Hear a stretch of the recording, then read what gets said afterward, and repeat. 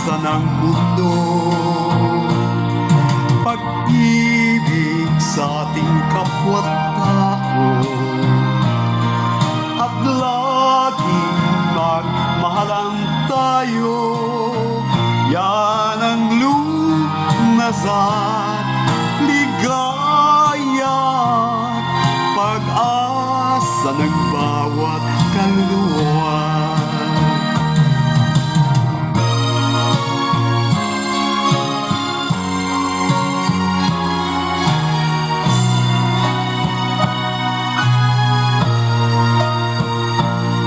Mahiwaga ang buhay ng tao. Ang bukas ay di natin pigo, at manalig lagi sana tayo. Ang Diyos ang siyang pag-asa ng mundo. Pag-ibig sa ating kapwa-tao at laging magmahalan tayo.